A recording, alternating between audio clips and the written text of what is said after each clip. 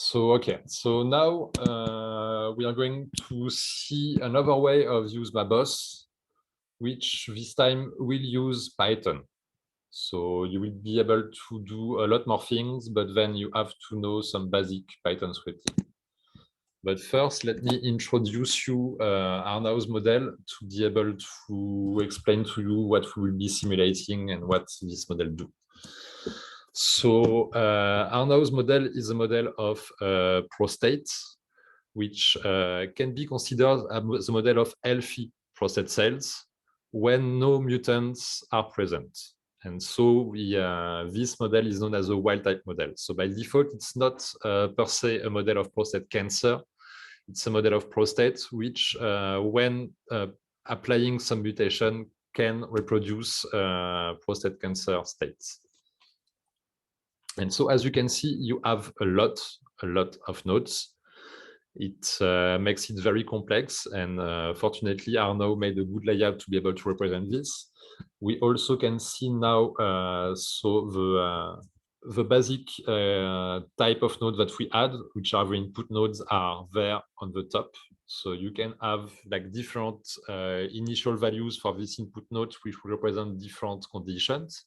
So for example, EGF, FGF, the presence of some growth factors, or TGF beta, or the presence of nutrients, or presence of TNF alpha.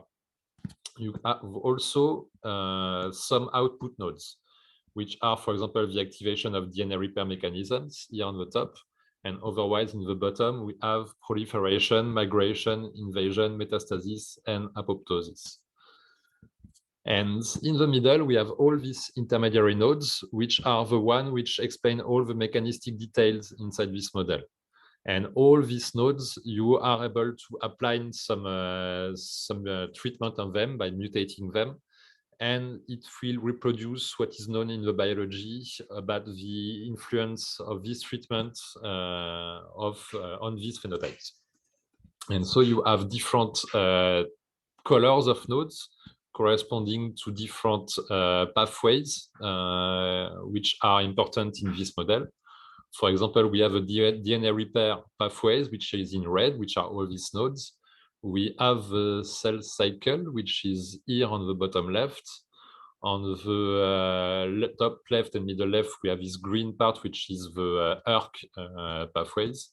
So you have all these different pathways, and you can see that it's a lot of complexity, but it's also important because with this, you can reproduce lots of possible intervention or a lot of possible mutants which are present in tumors.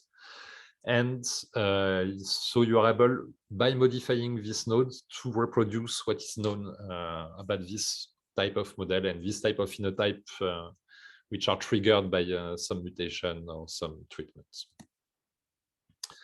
So I will do the same thing I did for the previous example, is just to put all the input nodes values, initial values at 50%, so that we are able to look at all of the possible phenotypes which can be produced by this model.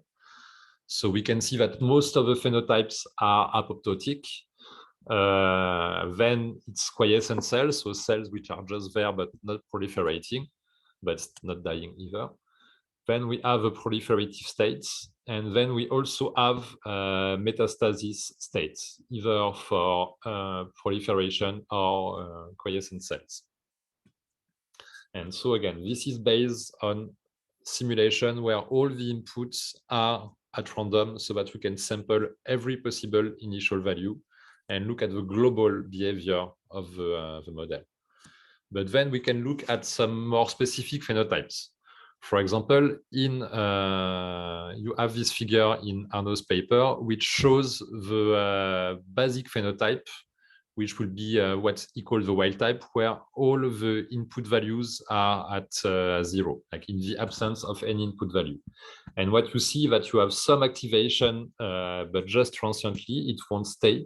But the final state of the system will be a state where you have no apoptosis, you have no DNA repair, you have no metastasis, and you have no proliferation. Here, we stop the simulation before proliferation reach 0, but if we simulate it just a few more times, it will reach 0. So basically, it shows that in the absence of any input, this model just have some cells which are quiescent, which are not proliferating, which are not migrating, which are not dying, which don't have any problem with DNA repair mechanism.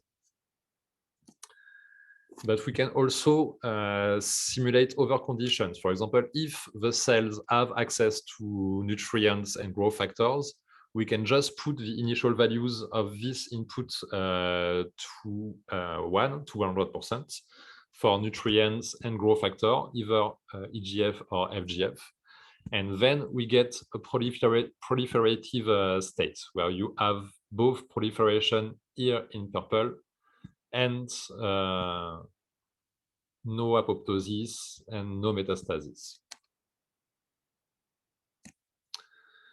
We can also simulate other types such as death in this model and triggering of apoptosis. So here we have some cell death factors which will trigger apoptosis in the absence of this SPOP. And but some others are not necessary if cell death factors are present. So we will try in the following to also reproduce this kind of figure. And also what Arnaud did in the paper, which is probably the most important part of the paper, is the personalization of this model with patient and cell line profiles. So this is done using what software called Profile by Jonathan Behas, and of course Arnaud was there at the time he was still in Curie. And so the basic idea is that you take some biological knowledge, and with this biological knowledge you're able to build a generic logical model which will work for which won't describe the differences between patients. And then on the side you take some omic data, so mainly mutation, copy number alteration, RNA quantification or protein quantification. And you are able with this to build some patient profiles. And with these patient profiles and the generic logical model, you are able to build patient-specific logical models. What are these patient-specific models is that the kinetic rates of activation and inactivation will be modified according to the patient profile we built earlier. Same thing also for initial states.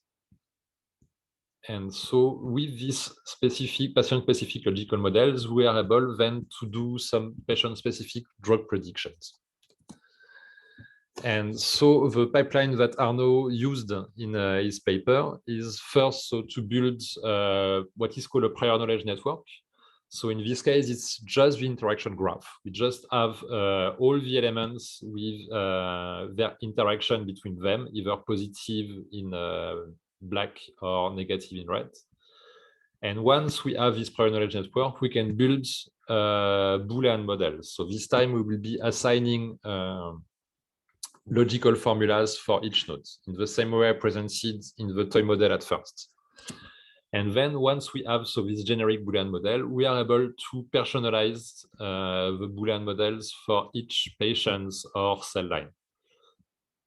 And with this, we are able to simulate a list of drugs or combination of drugs on these specific personalized Boolean models, and to be able to identify personalized treatments that can be then, and that was the case in the article, tested experimentally.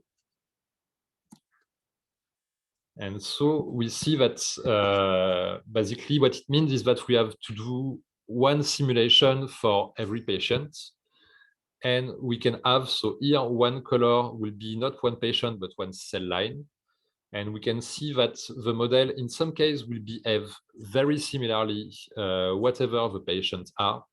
For example, here when all the inputs are off, so the white lab state, whatever the patient, the DNA repair mechanism will be off and metastasis will be off.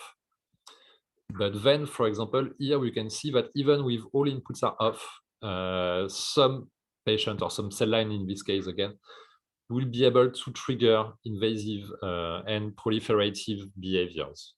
So here we can see that we can have a lot of variability with the same model, but just some different initial values and activation rates, inactivation rates.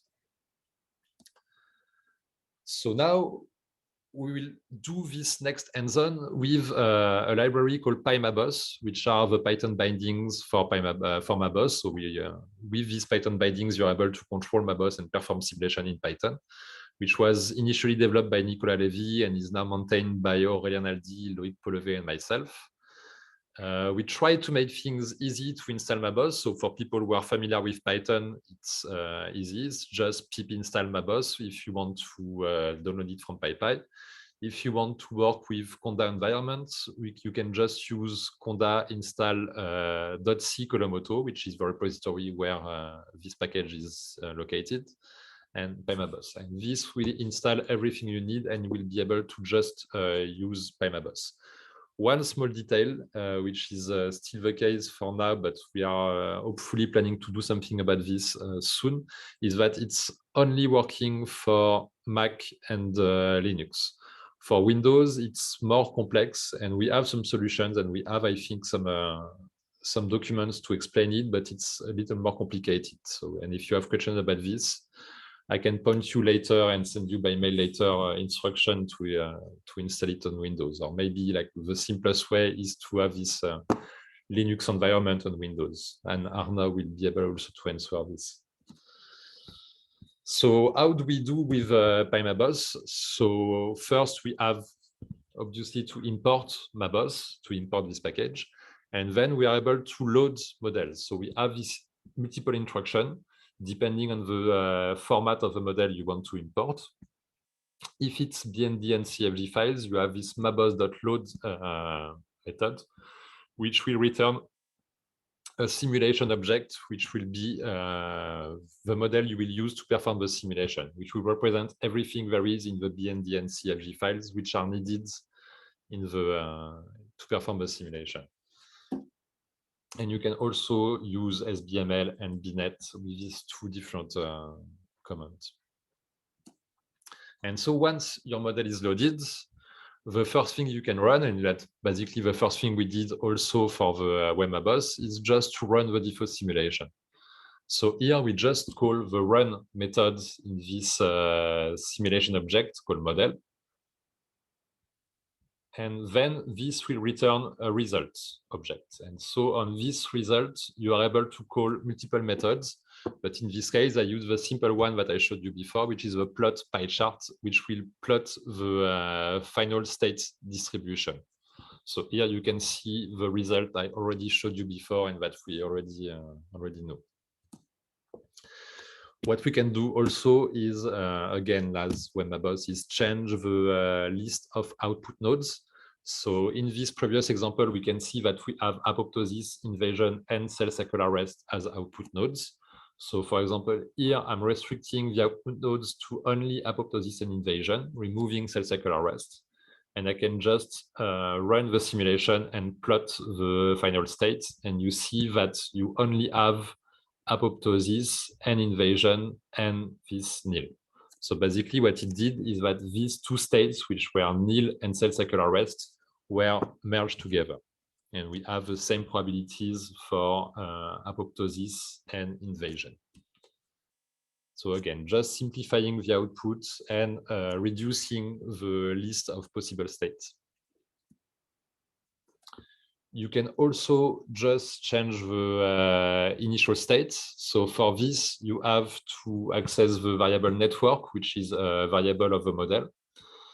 And so you can just, on this network, apply the setIstate method to, for example, put the EC microenvironment probability of the node being inactive at 0 and probability of the node being active at 1.